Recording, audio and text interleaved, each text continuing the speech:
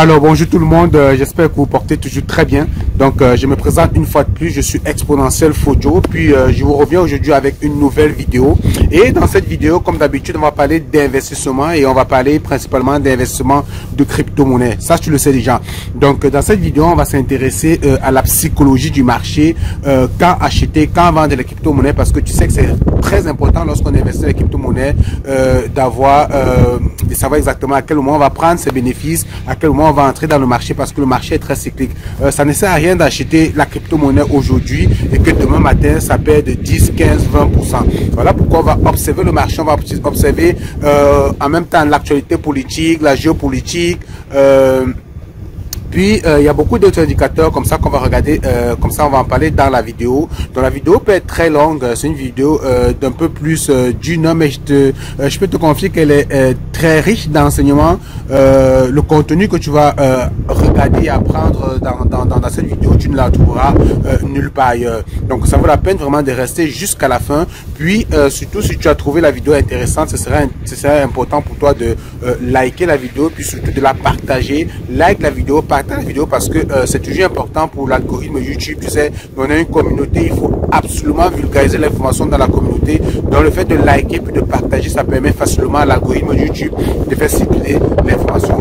Alors, donc, également, si tu veux aller plus loin dans cette formation, après avoir écouté cette vidéo, si tu dis, j'ai quelque chose qui me manque, je vais aller vraiment direct là dans le truc, tu peux faire un tour sur mon site internet www.cryptoexpo.com, www.cryptoexpo.com, parce qu'il y a pas mal de personnes qui m'ont sollicité, m'ont contacté, qui m'ont dit ils aimeraient aller plus loin, ils aimeraient apprendre davantage. Du coup, j'ai rapidement développé une formation comme ça qui te permet donc de gagner du temps et d'aller vraiment de façon très accélérée. Voilà donc ce que je voulais te partager. Donc surtout reste assis puis regarde la vidéo jusqu'à la fin. Salut. Ok, donc bonjour une fois de plus tout le monde. C'est toujours un plaisir d'échanger avec vous. Donc aujourd'hui nous sommes rendus à 22 dans la salle. Je vais partager mon écran très rapidement. Je vais partager mon écran.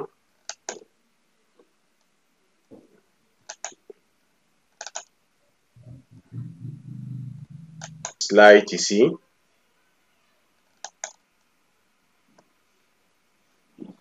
Puis aujourd'hui, c'est ça, investir dans les crypto-monnaies comme un pro. Donc, quand j'ai investi comme un pro, en général, c'est ça, lorsque vous suivez les vidéos de personnes qui vous présentent certaines crypto-monnaies, généralement, ils vont vous dire que ils ne sont pas des conseils financiers. Donc, c'est ce qu'on dit tout le temps, on n'est pas des conseillers financiers. On essaie juste de vous donner des formations techniques, donc des outils qui vont vous permettre de prendre vos propres décisions. Donc, c'est rare que je vous dise acheter telle crypto-monnaie parce que ça va faire x100, x200, x300. Même si de façon personnelle, j'ai investi sur certaines crypto-monnaies dont je crois que ça va prendre de la valeur. Donc, même si je parle de ces crypto-monnaies-là, l'idée en arrière, c'est toujours que vous-même, vous allez faire vos propres recherches et avant d'investir dans la crypto-monnaie. Donc, voilà pourquoi la formation est importante parce que l'idée, donc, c'est de vous donner ces outils-là.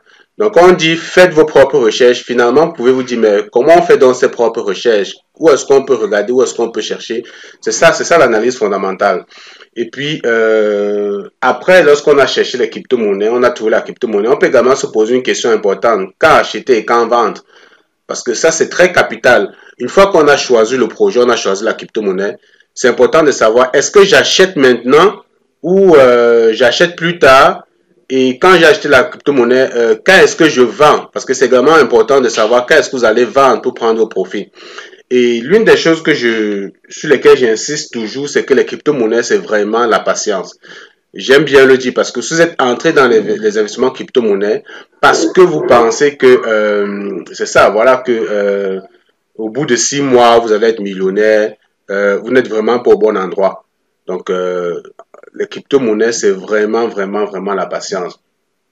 C'est pas pour rien que le Bitcoin a atteint les 40 000 $, 50 000, 60 000 $, ou bien l'Ethereum. On aime bien prendre ces exemples-là parce que ça vous permet de comprendre que c'est sur la durée. C'est sur la durée. Il a fallu attendre de 2009 à 2017 pour commencer à voir le décollage du Bitcoin. Donc, entre-temps, les gens qui étaient impatients, qui disaient, mais c'est quoi ce truc-là, c'est quoi ce projet-là, ont liquidé leur crypto-monnaie. Je ne sais pas si vous savez l'histoire de la pizza, c'est-à-dire que la pizza la plus chère du monde, à l'époque, quand monsieur a dépensé, je sais pas, aujourd'hui, c'est sûr que ce monsieur-là regrette. Il regrette tellement parce que c'est une question, je veux dire, c'est une question de patience et d'endurance des crypto-monnaies. Donc, et puis lorsqu'on investit dans les crypto-monnaies, c'est important de savoir qu'il y a des phases et des périodes, ce qu'on appelle la psychologie du marché. Tant que vous n'avez pas compris ça, vous n'allez pas vous en sortir. Donc, la psychologie du marché, ça vous permet de comprendre que le marché, en général, a des phases. Quand vous regardez ici sur le slide, vous voyez de 2011, 2013, 2021, vous voyez que chaque fois, on a des phases vraiment haussières, puis on a des grosses consolidations et la crypto-monnaie baisse. Vous voyez, en 2011, on a eu ça, ok, on allait chercher des croissances de 500 000%, 1500%, 2000%. En 2013, on a corrigé. En 2000, quelques plus tard, avec 2013, on est allé rechercher un peu plus haut. Puis en 2017, on est vraiment allé beaucoup plus haut. Puis derrière, on a corrigé. Donc, ça vous permet de comprendre que le marché, il est cyclique. Il est fait ainsi. Ok, donc voilà pourquoi dans le marché des crypto-monnaies, vous allez tout le temps entendre parler de bulles haussières, ce qu'on appelle le bull run. Jamais vous allez entendre parler du bull run ou bien du bearish, c'est-à-dire que en général, lorsque vous allez entendre des gens dire on est vraiment dans la phase de bull run, c'est-à-dire que on est dans une phase où les crypto-monnaies vraiment sont en forte croissance, c'est-à-dire bulle pour le taureau, et puis à l'inverse, quand vous allez entendre parler de bear market, c'est-à-dire qu'on est vraiment en phase baissière. Ok, jamais on parle de bearish. Maintenant, vous allez entendre parfois on parle de range, c'est-à-dire que la phase où jamais les crypto-monnaies stagnent. On est dans une phase où le prix ne va ni haut ni bas. En général, dans cette phase-là, c'est mieux d'observer le marché, de regarder ça vraiment à distance parce que quand les crypto-monnaies sont vraiment en phase de range, vous ne savez pas quelle sera la tendance. Vous ne savez pas, est-ce qu'elles vont aller plus haut ou elles vont aller plus bas. Donc, dans cette phase-là, en général, si vous achetez, c'est comme jouer au poker. Vous dites, OK, bon, j'achète et je prie en espérant que le prix ira à la hausse. À l'inverse aussi, il faut s'attendre à ce que le prix aille à la baisse. Voilà pourquoi on va toujours dire, personne n'a la boussole magique. Ok, personne n'a la boussole magique pour vous dire exactement quelle tendance le marché va prendre, où est-ce que le marché va s'en aller, quelle direction le marché va prendre. C'est pas évident, ok. Donc sur cette courbe-ci, je sais qu'elle n'est pas très claire, mais c'est simplement toujours pour vous montrer les cycles de marché.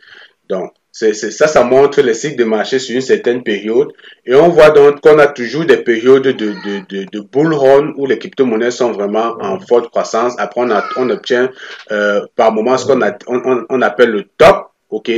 Puis, des fois, il y a une forte consolidation. Où est-ce que vous voyez ma souris là? Des fois, c'est des périodes de consolidation. Puis, on repart vers le haut. Donc, en général, donc, vous allez souvent entendre, on va parler de top et de bottom. Le bottom et le top. Vous voyez, chaque fois on a le bottom, c'est-à-dire qu'on a vraiment atteint les niveaux de support. C'est-à-dire qu'on a touché les niveaux les plus bas. On va parler de bottom. Et en général, lorsqu'on repart vers le haut, parfois on va aller toucher le top. Et quand on touche le top, des fois on va consolider. Donc vous voyez ici, chaque fois qu'on touche le bottom, c'est-à-dire qu'on a atteint les plus bas et on repart vers le haut, on touche le top, puis on redescend, ainsi de suite. Donc ça, c'est vraiment les cycles du marché. Et puis en général, donc en tant qu'investisseur, lorsque vous avez compris que le marché a des cycles, ça vous permet de savoir exactement, ou bien de vous dire, bon, est-ce qu'on est dans une phase de bulle ou de biais?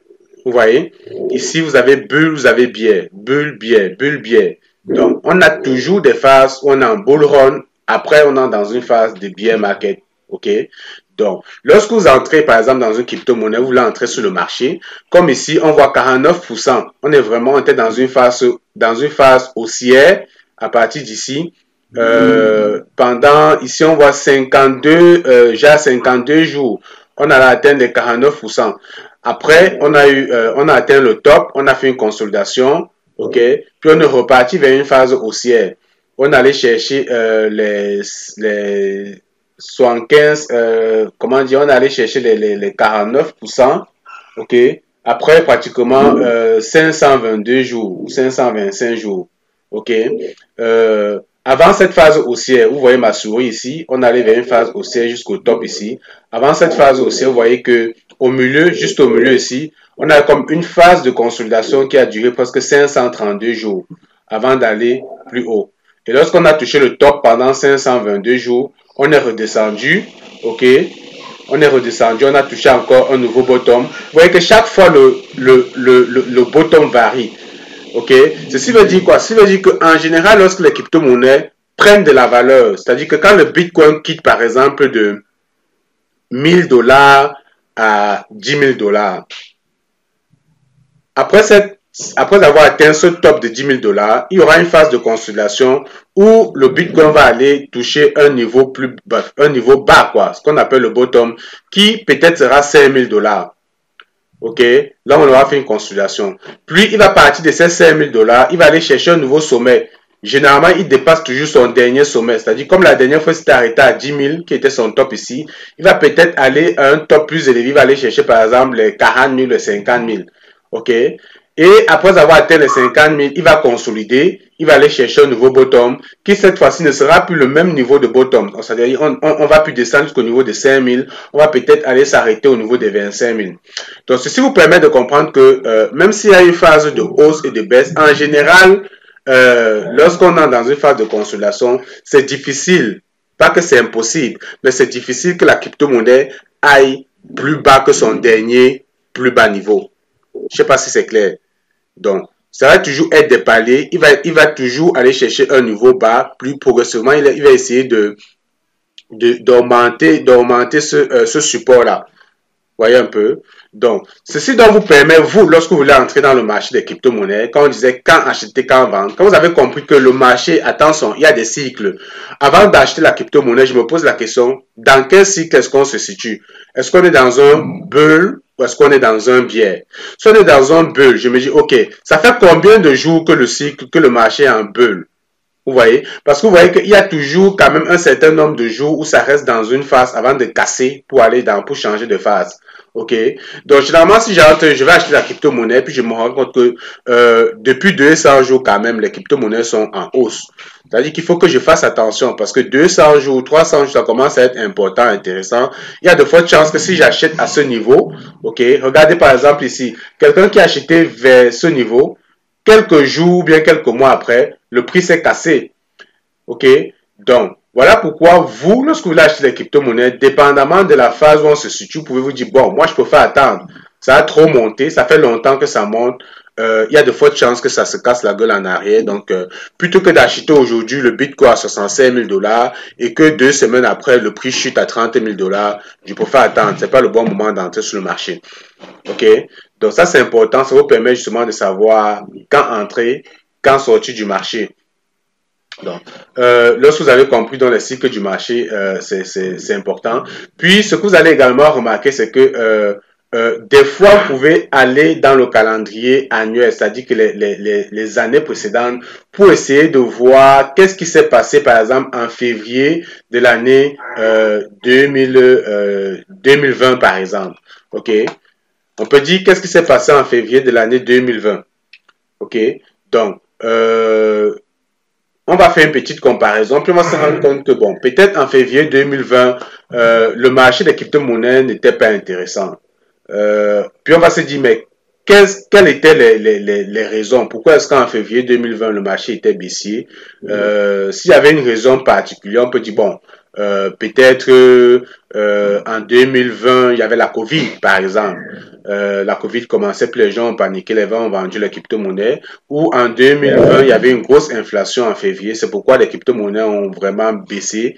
Donc, est-ce que ça veut dire qu'en 2021, en février, les crypto-monnaies vont également baisser? Donc, vous voyez, en allant chercher l'historique 2020, 2021, 2019, 18, 17, ça vous rentrez vraiment loin dans l'historique. À partir de ce site ici, là, vous pouvez vraiment le lien que j'ai mis ici. Vous allez justement regarder dans l'historique pour voir comment le marché s'est comporté les années précédentes. Il y a généralement les mois qui se ressemblent, ok?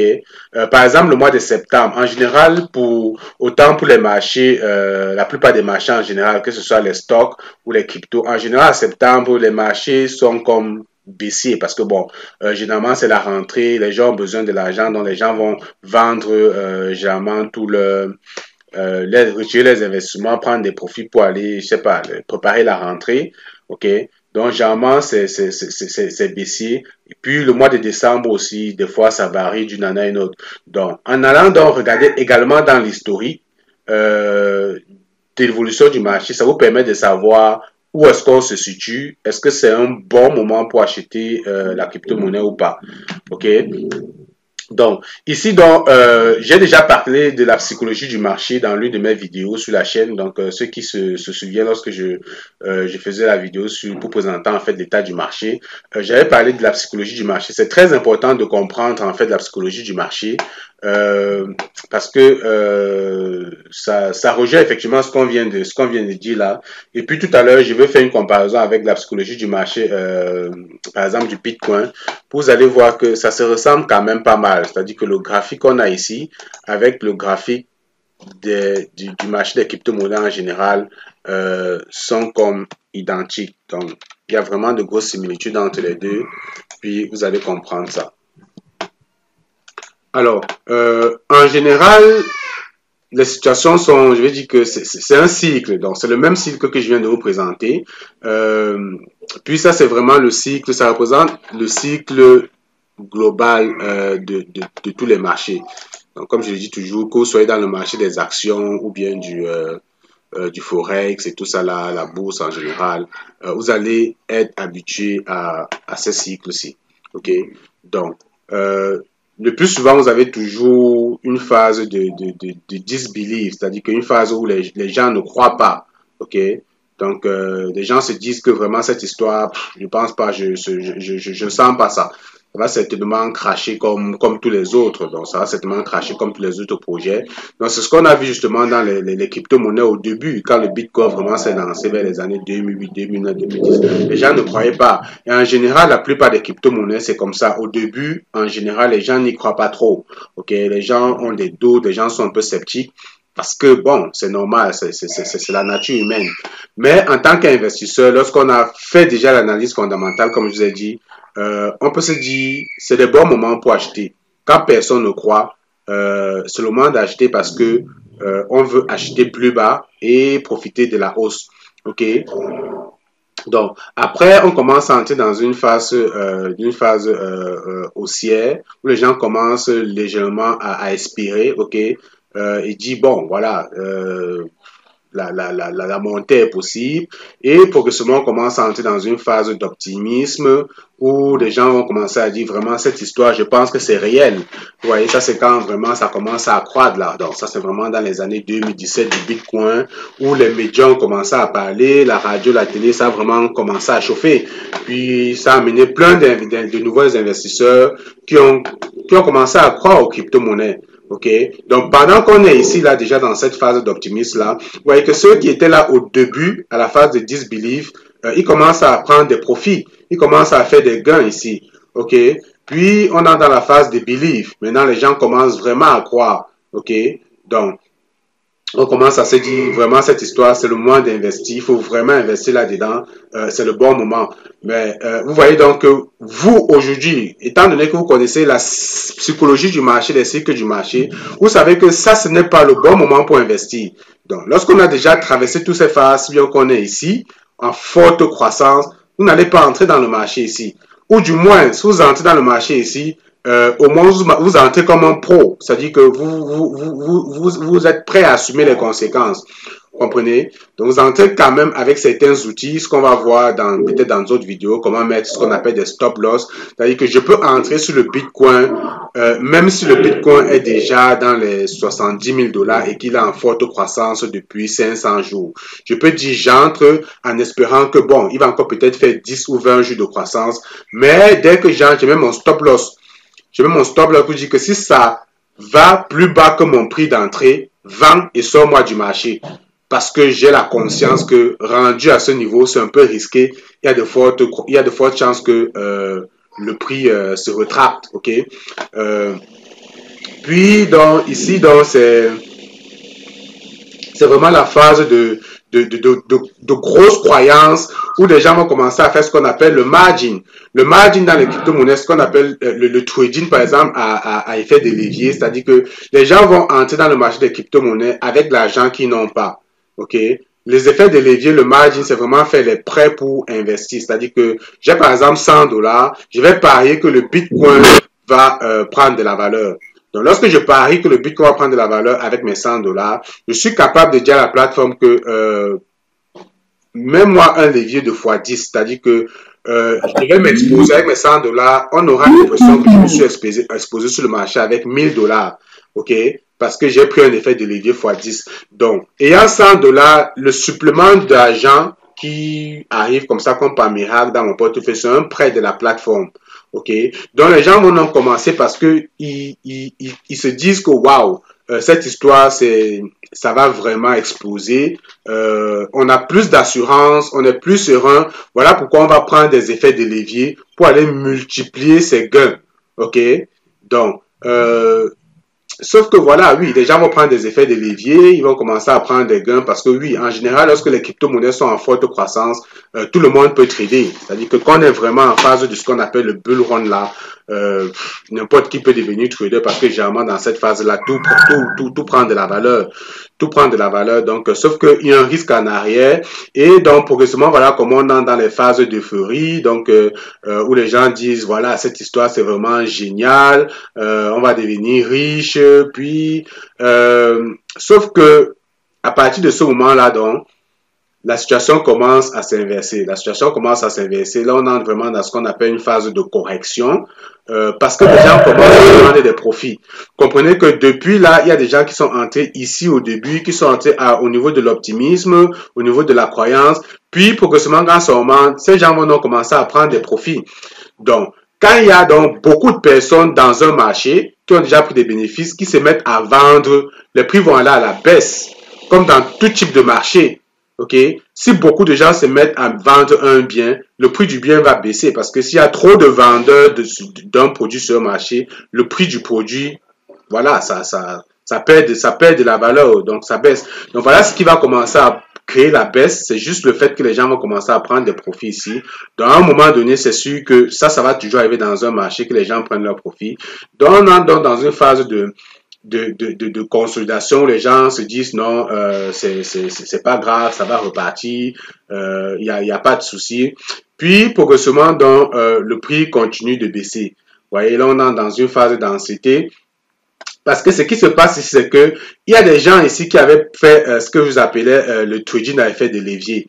Le fait de mettre les leviers pour faire un trade, c'est un avantage et c'est un inconvénient. Et en général, ce qui se passe, c'est que à 90% des cas, on perd juste de l'argent. Ok? Parce que si votre trade va dans le sens que vous avez parié, oui, vous allez multiplier vos gains. Peut-être x10, vous avez fait un levier x10. Mais à l'inverse, si la crypto-monnaie, au lieu d'aller dans le sens que vous avez parié, va dans le sens opposé, vous perdez également rapidement votre argent. Ok. Et lorsque vous perdez votre argent, ce qui se passe, c'est que la plateforme va vous liquider. C'est-à-dire qu'à un moment donné, lorsque vous n'auriez plus de l'argent, la plateforme va vous liquider. Donc, elle va vendre vos positions pour entrer en possession de son argent. Donc, et en général, donc, étant donné que le marché a commencé à consolider, tous ceux qui ont mis les leviers ici vont commencer à voir leur position se liquider. Donc, automatiquement, dans le marché, il y a des successions et des cascades de liquidation. C'est ça qui crée souvent des grosses consolidations sur les marchés. Et que c'est un automatisme. Parfois, on peut atteindre les liquidations de l'ordre de 200 milliards de dollars. Imaginez, sur un marché, que d'un coup, subitement, on commence à vendre les crypto-monnaies pour 200 milliards de dollars, ainsi de suite. Ça fait qu'il y a de fortes ventes, de fortes pressions sur le marché, et ça va seulement entraîner le prix vers le bas. Donc là, on entre vraiment dans une phase de consolidation. Ici, donc, les gens commencent à entrer dans une phase d'anxiété où ils croient plus en fait, ok. il croit, puis finalement le Bitcoin qu'on vantait tellement pendant toute cette période, on commence à être stressé, à ne plus croire. Ok, donc ça c'est ce qu'on appelle des phases de consolidation. Généralement quand les crypto-monnaies vont perdre comme 10, 20, 30%, là c'est correct. Ok, mais maintenant il y a ce qu'on appelle des crashs, c'est-à-dire que si en plus de ces successions de cascades là, on vient ajouter à ça des mauvaises nouvelles, c'est-à-dire que généralement dans cette période là, tous les détracteurs des crypto-monnaies vont commencer à sortir. Donc, c'est là que vous allez commencer à avoir la Chine qui dit, nous, on ne veut plus le minage de crypto-monnaies. Les crypto-monnaies, c'est dangereux. On va bannir tous les mineurs. Vous avez en France les politiques qui sont contre les crypto-monnaies. Bref, tous les détracteurs vont commencer à sortir et à adresser des grosses nouvelles contre les crypto-monnaies, certainement pour manipuler le marché et donc enfoncer le clou davantage pour que le crypto-monnaie s'effondre progressivement. Donc, et cette fausse nouvelle là, généralement, c'est pas des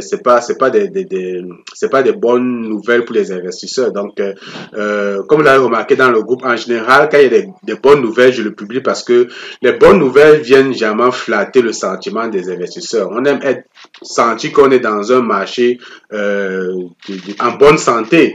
Quand vous avez la Russie qui accepte les crypto-monnaies, les États-Unis, la Suisse et tout ça là, vous en tant qu'investisseur, ça vient un peu flatter votre ego.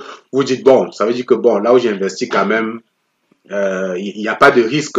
Mais subitement, si vous avez le gouvernement camerounais qui vous dit les crypto-monnaies, on n'en veut plus, on va bannir tous les gens qui investissent dans les crypto-monnaies, c'est considéré désormais comme de la fraude fiscale et tout. C'est sûr que vous allez tout de suite aller retirer vos crypto-monnaies, sortir vos crypto-monnaies pour essayer de récupérer votre argent. Donc, il y a comme ça des nouvelles économiques, politiques, la géopolitique va venir influencer dans le marché et entraîner dans les prix vers la baisse. Ça fait quoi? Ça veut dire que lorsque vous investissez dans les crypto-monnaies, il faut quand même avoir la veille. Il faut quand même rester informé parce que, voilà, vous avez investi là-dessus, donc il va de votre intérêt de rester informé.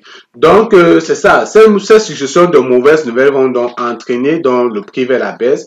Et c'est comme ça qu'on est dans une phase de déni, puis de panique. Et progressivement, voilà comment le prix va s'effondrer avec les mauvaises nouvelles. Des fois, vous allez voir des crypto-monnaies qui vont aller chercher les moins 80, les moins 70 et tout ça là. Là, on est vraiment dans une phase de crash là. OK? Et puis le cycle recommence. On va rentrer dans une phase vraiment plus tranquille. Vous voyez, on va retourner dans une phase de disbelief ici. Et en tant qu'investisseur, lorsqu'on a des cryptos à fort potentiel qu'on a acheté, on sait que on est retourné en phase de disbelief. C'est l'occasion de racheter. OK? C'est l'occasion de racheter parce que certainement le cycle reprend ici.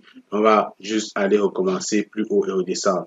Donc, lorsque vous allez analyser la plupart des crypto-monnaies, la plupart des marchés, vous allez vous rendre compte que généralement, c'est le cas, quoi. C'est ce qui arrive. OK? Voilà donc pourquoi vous devez tout le temps rester informé. Informer de l'actualité de tout ce qui se passe sur le marché des crypto-monnaies. Suivre l'actualité crypto. Je peux vous recommander ce qu'on appelle les agrégateurs de sites internet, ok, qui vont vous permettre comme ça, sur une plateforme, d'avoir le résumé de l'actualité de l'information. Donc, je peux vous conseiller, par exemple, InnoReader. Vous pouvez installer l'application InnoReader sur votre téléphone et comme ça, la plateforme rapidement va vous, en fonction de ce que vous allez définir, va vous envoyer tous les jours l'actualité du marché des crypto-monnaies. OK. Donc, vous pouvez également, par exemple, créer un compte Twitter. Si vous êtes dans les crypto-monnaies et que vous n'avez pas de compte Twitter, je pense que vous n'êtes pas vraiment c'est-à-dire qu'il y a quelque chose qui manque, quoi. Si vous êtes vraiment un investisseur, si vous avez décidé d'aller voir plus loin, parce que, voilà, si vous avez décidé d'aller voir plus loin d'investir dans les crypto-monnaies, avec ce que je viens d'expliquer, vous comprenez que rester informé avant l'actualité du marché, c'est très important. Donc, sur Twitter, il y a beaucoup d'informations concernant les crypto-monnaies. Lorsque vous créez votre compte Twitter, vous n'êtes pas obligé de tweeter. OK? Vous pouvez créer un compte Twitter, créer une forme de filtre ou bien de favoris ou de liste de vos favoris. Et dans cette liste-là, chercher certaines pages, ok, certaines pages d'informations d'actualité crypto-monnaie qui vont comme ça vous donner de façon quotidienne de l'actu crypto, quoi. Sinon, comme j'ai dit, InnoReader, c'est une plateforme qui qui vous donne vraiment le résumé de l'information de façon quotidienne. Sinon, il y a également Signal Crypto. Ok, Signal Crypto, ça c'est payant, donc vous pouvez payer un forfait mensuel et puis donc directement ils vont donc vous préparer vraiment un bon tableau de bord avec tout le contenu d'actualité crypto que vous avez besoin et de façon régulière chaque matin, juste en regardant comme ça le tableau de bord sur votre téléphone, vous aurez tout de suite l'actualité des crypto-monnaies, du marché des crypto-monnaies en général. Vraiment intéressant. Ok. La dernière fois, donc, je vous avais également parlé d'un certain nombre d'outils également que vous pouvez suivre pour avoir donc l'actualité le marché, l'actualité des crypto-monnaies. Ok. Donc, la première, c'était ceci, ICO Drop.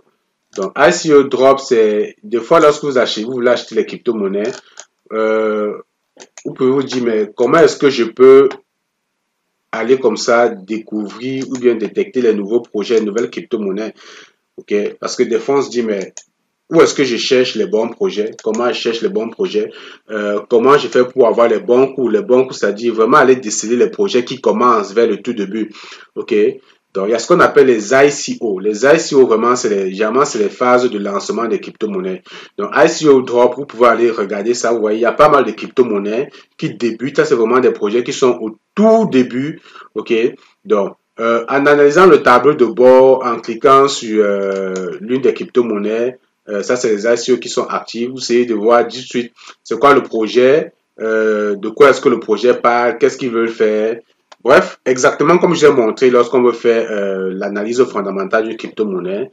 Et tout, vous voyez que vous pouvez vous positionner sur cette crypto-monnaie au tout début. OK? Donc voilà comment vous allez donc pouvoir acheter certains projets quand ils commencent vraiment au début. Ça, c'est ICO Drop. Vous pouvez également aller voir ce qu'on appelle les rapports de token métrique. Donc, ça, c'est payant pour ceux qui veulent vraiment investir les crypto-monnaies, avoir l'analyse des projets au bon moment. Je vous recommande token métrique. OK, ça prend, c'est payant, je vous le dis. Il y a des forfaits, c'est payant. Mais en général, vous voyez, donc, vous pouvez prendre le forfait mensuel, annuel, ainsi de suite. Mais ce qui vous donne le résumé, les bons coups, les pépites des crypto-monnaies qui commencent. Ils vous donnent vraiment le résumé des bons projets. Ils vous donnent également des scores. Ok, ça, on croit que voilà, 80%, c'est un bon projet. Ils font comme l'analyse pour vous. Ok. Donc, vous avez une crypto-monnaie, vous pouvez mettre dans la plateforme, ils vont vous donner une analyse en fonction d'un certain nombre d'éléments de recherche qu'ils vont aller faire sur la crypto-monnaie pour vous. C'est-à-dire, ce qu'on dit analyse fondamentale que vous devez faire, vous pouvez juste payer une plateforme comme celle-ci et elle va vous faire un rapport des bons projets, des bonnes cryptos et voilà, vous allez juste décider d'acheter ou de ne pas acheter. Donc, ça peut être un bon coup. Social Blade, je vous avais parlé de Social Blade la dernière fois parce que je vous disais que lorsque on veut investir dans la crypto-monnaie, il est important de regarder le social parce que la communauté, c'est quelque chose de très important lorsqu'on investit dans les crypto-monnaies. Et quand on parle de communauté, on parle vraiment des gens qui suivent le projet. Je vous ai montré comment on peut aller sur, à partir du CoinMarketCap, aller sur le Telegram d'un projet, aller sur le Twitter, essayer de regarder la communauté. Ok, plus une crypto-monnaie est suivie par une grosse communauté, plus on a le sentiment que, ok, cette crypto-monnaie est portée à prendre de la valeur parce qu'il y a quand même des gens qui le suivent. Et puis, ce qui fait qu'une crypto-monnaie prenne de la valeur, justement, c'est des gens qui vont acheter et vendre dans la communauté. Et donc, vous avez besoin de savoir, est-ce que la communauté est réelle ou c'est une communauté fictive? En fonction des réseaux sociaux, vous voyez ici, vous avez YouTube, Twitter, Facebook. Donc, je sais pas, je peux prendre Twitter et puis je me dis, une communauté comme Polkadot, par exemple, ça paraît parce que j'ai fait une recherche dessus récemment. On se dit, ok, la communauté Polkadot sur Twitter, voilà, on va essayer de regarder, de voir comment elle est constituée. Généralement, vous pouvez regarder le graphique ici en bas. Vous voyez ici, ça c'est les likes, ça c'est les tweets. Donc, lorsque vous regardez par exemple les likes et les tweets, on voit que par exemple ici, dès le début, vous voyez les tweets, dès le début ici, qu'on n'avait même pas encore, vous voyez, ici, au niveau des tweets, ici, on avait à 0 tweet, quand ça commence à 0 ici, au niveau des likes, on a déjà 50. Donc ça ressemble déjà aux communautés payées, quoi. C'est-à-dire qu'on n'avait même pas encore commencé à tweeter, qu'on avait déjà les likes qui explosaient dès le début. 50 likes déjà, pourtant, le truc était encore vraiment initial. Donc, ce que vous regardez, c'est est-ce que les tweets et les likes, est-ce que ça se suit dans le temps? Est-ce qu'à un moment donné, on a eu vraiment une grosse communauté, donc vous pouvez regarder ici également les follow. Est-ce qu'à un moment donné, on a eu un gros pump des abonnés sur la page et puis à un moment donné, on a l'impression qu'il n'y a plus rien qui se passe, les abonnés ne suivent plus, ok? Ici, vous voyez donc que les abonnés suivent vraiment, donc ici, ça allait quand même croissant, ok? Sur l'année, on voit que ça évolue plutôt bien, mais ça, à l'inverse, vous avez au départ un truc, une courbe qui va tellement haut, puis après, ça chute et rien ne se passe. Ça donne l'impression que c'est une communauté qui a été achetée au départ. Donc ça, c'est vraiment un outil qui peut vous aider comme ça, autant sur la plupart des plateformes. Vous cherchez dans la barre de recherche pour... voilà, c'est des indicateurs qui vous permettent de savoir justement si une communauté a été achetée ou pas. Donc, c'est des outils. Puis ici, il y a Dextool. Donc, Dextool, ça peut être très intéressant pour ceux qui veulent également savoir. Je pense que j'ai fait une vidéo vraiment dédiée à Dextool parce que présenter ça ici, vous n'allez pas vraiment tirer grand avantage de Dextool. Ça va faire l'objet d'une vidéo. Mais ça, c'est un outil vraiment très puissant. Très puissant pour ceux qui veulent, par exemple, les nouveaux pépites, surtout ce qu'on appelle la décentralisation. Vous savez, l'avantage de Dextool, c'est que c'est un exchange qui est directement connecté à la blockchain. C'est-à-dire qu'elle est capable d'aller lire les informations des crypto-monnaies directement sur la blockchain. Par contre, les plateformes comme CoinMarketCap ou bien CoinGecko, eux, ils sont connectés aux exchanges. C'est-à-dire qu'avant que la crypto-monnaie ne soit listée sur les exchanges, ils ne savent pas ce qui s'était passé avant. Vous voyez? Or, eux ici, Dexboard, ils ont la possibilité d'aller voir ce qui s'est passé avant que la crypto-monnaie soit sur les exchanges. OK? Donc, rapidement, ici, par exemple, comme vous voyez là, les paires qui sont les plus en demande présentement. Vous voyez, vous voyez que bon, je vois un crypto qu'on appelle MRI, je vois Saitama, je vois Porma et tout ça là. Bref, ça c'est les top listes des crypto-monnaies qui sont le plus échangées présentement sur Uniswap par exemple, ok, Uniswap qui est la finance décentralisée sur Ethereum. Alors tout je peux me dire, mais pourquoi les gens sont en train d'acheter énormément cette crypto-monnaie pour le moment?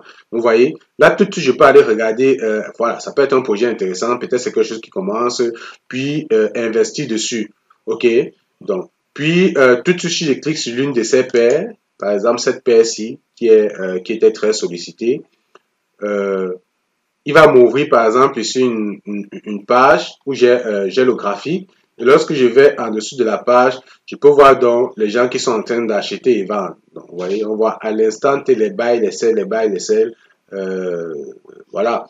Ça permet donc d'avoir également une idée sur les crypto-monnaies pépites, de savoir à quel moment acheter telle crypto-monnaie, et ça nous donne également des crypto-monnaies peut-être qu'on ne maîtrisait pas. Ça nous permet d'aller faire des recherches sur certaines crypto-monnaies parce que vous dites pourquoi il y a autant de personnes qui achètent la crypto-monnaie à l'instant, ok? Puis ici vous voyez, il vous donne un score, ok? Donc ça c'est également important. Vous voyez une analyse ici là. Actuellement cette crypto-monnaie est 47 sur 99. Bon, 47 sur 99, est-ce que ça vaut la peine d'acheter ou ça ne vaut pas la peine d'acheter? Ok, donc le score ici, elle est donnée en fonction d'un certain nombre d'informations. Ok, comme première information, c'est vraiment l'information que la plateforme a pu collecter à l'extérieur, c'est-à-dire l'information de cette crypto-monnaie sur les différentes plateformes, les sites web et tout ça là. Puis un deuxième point, c'est les transactions, ok, transactions par la communauté, par les investisseurs. Ici, c'est 99, donc c'est intéressant. Puis les holders, il y a combien de personnes, la communauté qui hold cette crypto-monnaie? 99, donc ça, c'est intéressant. Il y a vraiment beaucoup de personnes qui hold. Puis ici, tout ce qui est au niveau de la création du projet, donc ça va être des affaires comme le code, est-ce que le code est rendu public, bref, plein de choses comme ça qui concernent la crypto-monnaie et enfin les pools. Donc, elle fait une analyse donc sur un ensemble d'éléments et elle vous définit un score. Donc, rien qu'à partir de ce score ici, vous dit est-ce que cette crypto-monnaie est intéressante ou pas. Est-ce qu'un score de 47, je peux m'aventurer dans une crypto-monnaie qui a un score de 47? Ok, donc ici vous avez la communauté qui vous donne vraiment la communauté c'est-à-dire que le trust, c'est-à-dire que est-ce que les gens croient au projet, ok, mais ça il faut faire attention parce que Dex tout légalement est payant, donc quand vous payez, vous avez la possibilité d'avoir un certain nombre d'informations supplémentaires et les gens qui votent ici c'est juste les gens qui ont payé dans la plateforme, ok, donc si vous n'avez pas un compte, vous n'avez pas payé, vous ne pouvez pas voter. Donc, ça veut dire que ce n'est pas l'ensemble, par exemple, des 30 000 personnes qui suivent le projet qui ont voté ici, mais c'est quand même assez représentatif déjà de savoir que, bon, sous 23 votes, il y a quand même 73,9% qui croient au projet. OK? Donc, ça peut vraiment être intéressant. Comme je vous ai dit, je pense que ça va faire l'objet d'une autre vidéo. Puis ici, donc, vous voyez donc également les crypto-monnaies, sur lesquelles les gens investissent au-dessus de, ici, vous voyez, au-dessus de 10 000 $. Donc, il vous sort une liste de crypto-monnaies, ok, où les investisseurs investissent minimum 10 000 $ dans la crypto-monnaie. Donc, dans la barre de recherche, si vous pouvez dire non, affiche-moi les crypto-monnaies qui ont un investissement minimum de 100 000 $ par exemple. Ok, donc il fait 100 000. Il me sort les crypto-monnaies où les gens investissent minimum 100 000. Donc, ouais, ça peut être intéressant d'avoir comme ça un outil qui vous permet de savoir les crypto-monnaies où les gens investissent quand même énormément là-dessus et des gros montants. Vous voyez, ça peut vous permettre, ça vous donne une idée du projet, de la qualité, du sérieux du projet. Ok, bref, c'est des indicateurs que vous pouvez prendre en considération pour faire comme ça vos analyses afin d'investir sur une crypto-monnaie. Donc, comme j'ai dit, Destool, ça regorge vraiment beaucoup d'outils. Je pense qu'on ferait une vidéo spécialement dédiée à cela. Mais vous comprenez donc finalement que l'investissement dans les crypto-monnaies, c'est pas de la blague, c'est pas de la rigolade. C'est quelque chose à prendre au sérieux.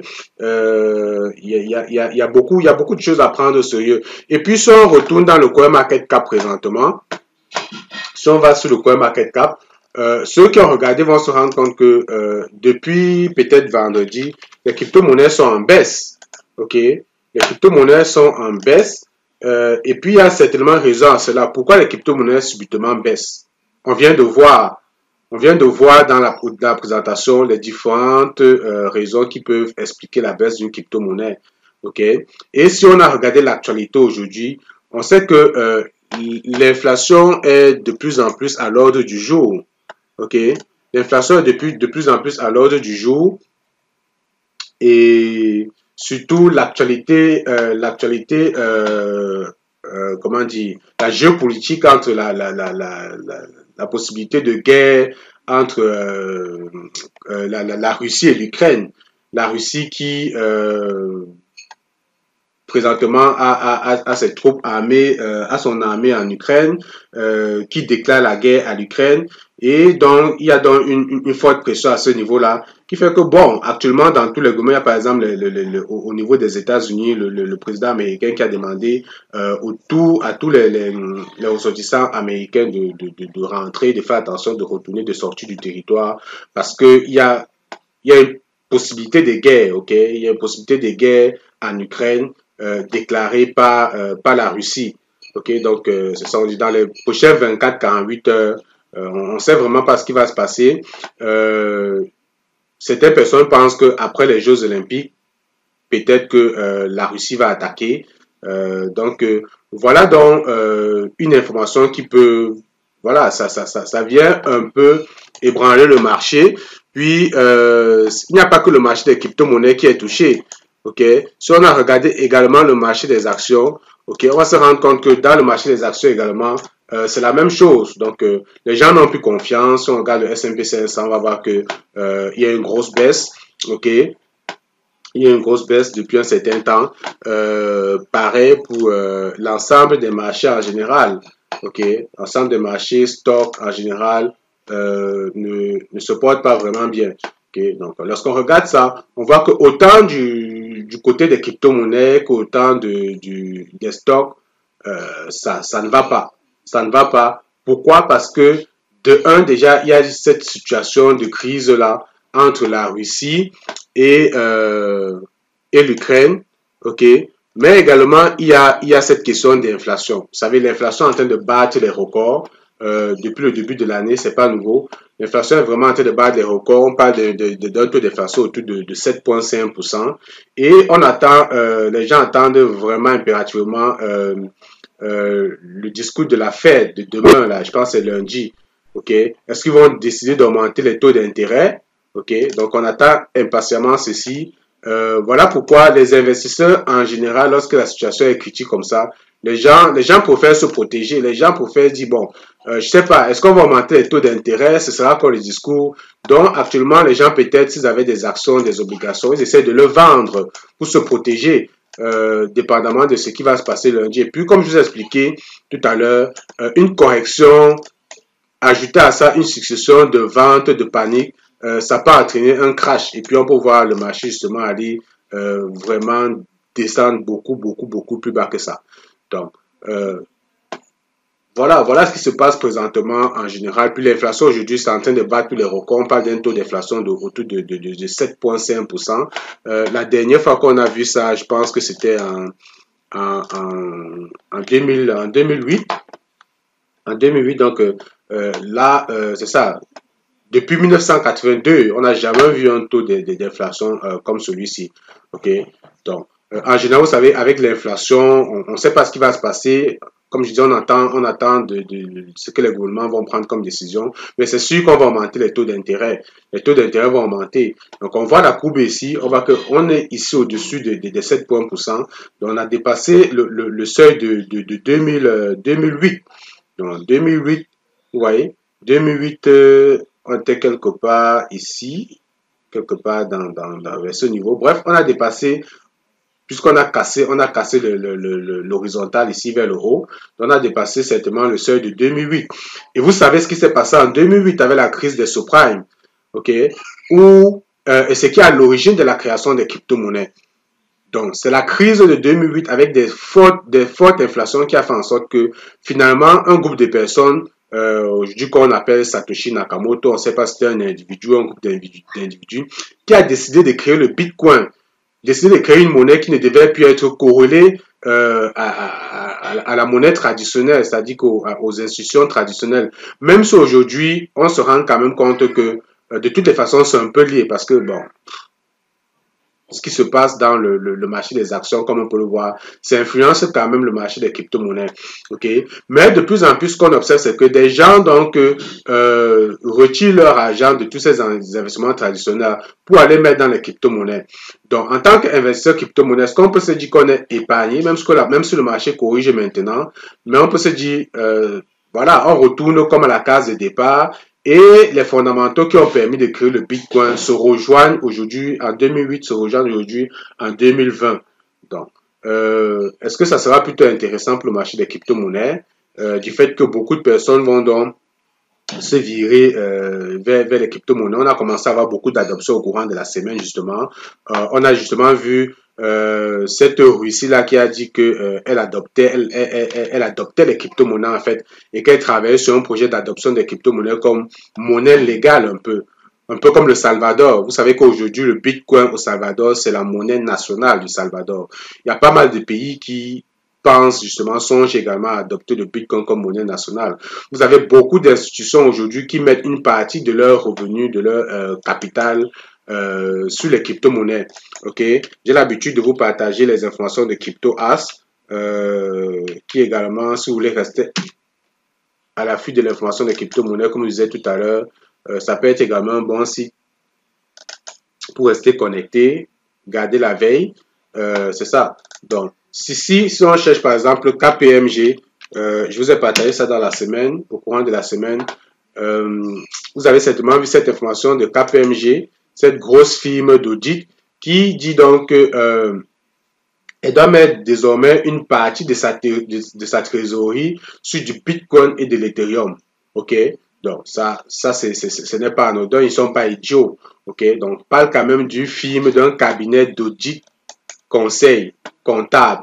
Donc, je veux dire, si eux, ils ont décidé de mettre une partie de leur trésorerie sur le Bitcoin ou l'Ethereum, je pense que nous, en tant qu'investisseurs, on peut simplement décider de les suivre à l'aveugle. Et vous avez donc beaucoup d'institutions comme ça qui commencent donc à s'intéresser aux crypto-monnaies. OK? C'est pour ça que vous savez qu'il y a la firme MicroStrategy de Mike Esselor qui investit tellement dans les crypto-monnaies.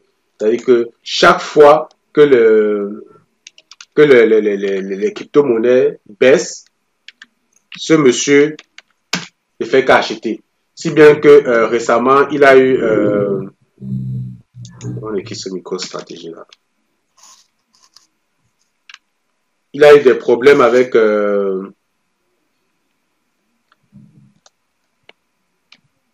avec le boss de Binance. Ils sont entrés dans un conflit où le boss de Binance disait justement aux gens de ne plus... C'est ça, MicroStrategy. De ne plus vendre le Bitcoin à Mike Esselor parce que si on continue de vendre nos crypto-monnaies, parce que qui vend les crypto-monnaies? Justement, c'est les gens qui paniquent. Quand le marché s'effondre, ok, quand les prix vont à la baisse, les gens qui ont le Bitcoin dans leur portefeuille qui paniquent, ils vont vendre. Et quand ils vendent, bon, Mike Esselor, il passe son temps à acheter. Donc, si les gens continuent à paniquer comme ça, lui va finalement acheter tous les crypto-monnaies, ok? Donc, vous voyez, on dit qu'il vient de faire une acquisition de 1914 nouveaux bitcoins. Ça, c'était en décembre dernier. Il possède désormais 124 391 bitcoins, soit à peu près 5,3 milliards d'euros. Vous comprenez? Là, on parle d'un monsieur là. Donc, comprenez que y a donc beaucoup d'institutions comme ça qui, de plus en plus, passent le temps à acheter les crypto-monnaies quand ça baisse. Et nous, aujourd'hui, en tant qu'investisseurs, on peut donc se dire, on va investir comme les pros. Investir comme les pros, c'est-à-dire qu'on va essayer de suivre les whales, ce qu'on appelle des baleines.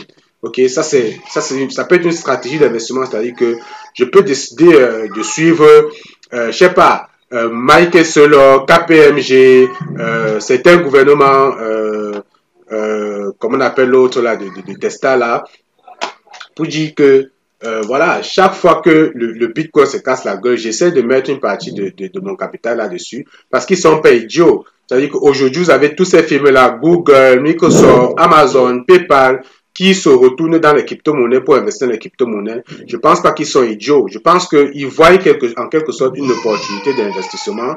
Et nous, aujourd'hui, en tant qu'investisseurs, on peut donc profiter de tout cela pour également essayer de se positionner. Et comme vous le savez, ceci n'est pas un conseil en investissement. Je ne fais que vous donner des outils et de la formation technique qui vous permettent juste de prendre vous-même vos propres décisions, d'être capable de faire certaines analyses. Ok, maintenant à vous de décider est-ce que j'investis, est-ce que je n'investis pas. Ça, la décision vous revient. Donc, ce que je comptais donc vous présenter également, c'est ça. Lorsque je parlais, je disais que quand on a vu la psychologie du marché, si vous regardez donc le marché je pense que je peux regarder ça également ici.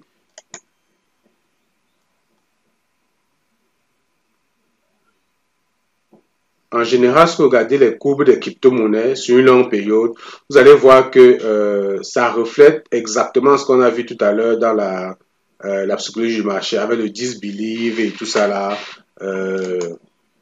Voilà, ça charge, on va attendre.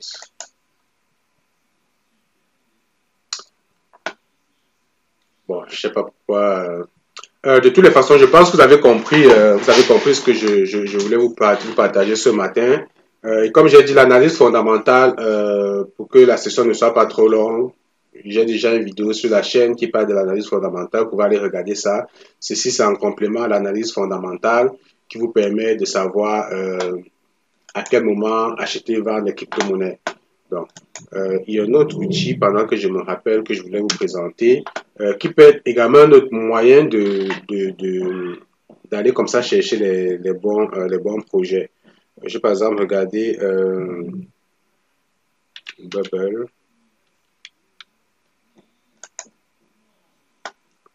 Je vais dans Crypto Bubble. Oui. Il vous permet il vous présente déjà un état vraiment du marché des prix de la crypto-monnaie. Ici, vous pouvez décider de mettre, c'est un peu comme le CoinMarketCap, mais bon, j'aime vraiment cette façon de bulle là parce que vous voyez tout de suite, il vous présente la situation du marché. Vous voyez que sur une année des crypto-monnaies, j'ai par exemple le SIC. La dernière fois, lorsqu'on faisait l'analyse fondamentale, on avait essayé de regarder un peu le SIC, si vous vous souvenez. Donc, on avait vu le Camerounais, le boxeur, oh boy, désolé, des fois j'ai des troubles de mémoire. Hein. Dans l'analyse, on se demandait, mais qu'est-ce qu'il fait là? Qu'est-ce qu'il se fait là? Puis voilà, donc tout de suite, ben, ça c'est un hasard, je retombe juste dessus comme ça, mais c'est pour dire que lorsque je vais sur CryptoBubble, dans une situation actuelle, je peux lui demander de me présenter la situation du marché. Là, j'ai mis sur une année, mais je peux également aller dire sur la semaine. Il va me sortir l'évolution du marché au courant de la semaine. Là, tout de suite, je vois ici, j'ai mis le top 300. Donc, ça, c'est les 300, mais je peux également dire, sors-moi juste le top 100. Vous voyez? Là, il va juste me sortir le top 100. Donc, tout de suite, j'ai le top 100 des performances des crypto-monnaies au courant de la semaine. Là, on est dans une phase de marché baissier. Je peux tout de suite là-dedans aller voir quelles sont les crypto-monnaies dans le top 100 qui se sont plus cassé la gueule. OK? Parce qu'en général, ce qui se passe, c'est que lorsque le marché va repartir vers le haut, ces projets qui sont vraiment des bons projets solides avec des bons fondamentaux, certainement ils vont, comme le Solana qui a perdu 12%, c'est sûr que quand le marché va repartir à la hausse, en tant que projet d'infrastructure, bonne blockchain, en tant que communauté, tous les projets qu'il y a dessus, le Solana, il va repartir à la hausse. Donc, je veux dire, c'est une façon, vous voyez que pendant que tout le marché est baissé, vous avez quand même des projets comme le Theta qui, eux, quand même, sont restés croissants. 21%, vous avez le Gala, 20%. Donc, ça, c'est un indicateur qui peut me permettre de dire, ben, il faut que j'aille voir ces projets-là. Est-ce qu'ils sont intéressants? Qu'est-ce qu'ils présentent? C'est quoi le truc? Vous avez le CRO qui est à 9,8%. Ceux qui me suivent savent que j'aime bien parler du CRO. Donc, vous avez pas mal de crypto-monnaies comme ça, là. Certains qui sont en baisse de 20-22%. Et moi, je peux me dire non, je vais aller regarder sur l'année. Je vais dire, montre-moi les performances des crypto-monnaies sur l'année. Sors-moi, par exemple, le top 400, par exemple. Donc, je vais aller sur une année, essayer de voir les projets qui ont vraiment le plus performé durant toute l'année. Et là, il va me sortir un certain nombre de crypto-monnaies. Je vais prendre ça en note. Je vais essayer de faire mes propres recherches, regarder un peu. Et dans cette liste-là, je vais aller donc voir dans la liste-là ceux qui ont mal performé. Donc, ceux qui ont eu les plus bonnes performances au courant de l'année et qui, depuis, par exemple, une semaine, sont en train de mal se performer. Je peux décider d'investir dessus parce que je sais que c'est des bons projets qui ont une bonne performance, certains ont de bons fondamentaux. S'ils sont actuellement en train de mal se comporter, c'est peut-être le bon moment d'acheter parce qu'ils vont certainement repartir vers la hausse. Donc, c'est une façon également d'analyser, de regarder et d'aller trouver certaines crypto-monnaies parce que des fois, vous savez, vous voulez investir sur les crypto-monnaies, mais vous ne savez pas où regarder, de quel côté regarder. Donc, c'est une façon comme ça là d'utiliser certains outils avec ce que j'ai montré tout à l'heure. Comme ça vous permet d'aller dénicher certains projets et investir là-dessus. Je pense qu'on a beaucoup parlé ce matin et j'espère que vous avez trouvé ceci vraiment intéressant. Donc, comme vous le savez, si vous avez aimé la vidéo, c'est toujours important de liker, partager parce que c'est important, parce que d'autres personnes ont également besoin de savoir ce type d'informations pour également bien se positionner, investir, et puis ça fait simplement grandir la communauté. Donc, tout de suite, si vous avez des questions, on va aller aux questions. Et comme je le dis toujours, je sais que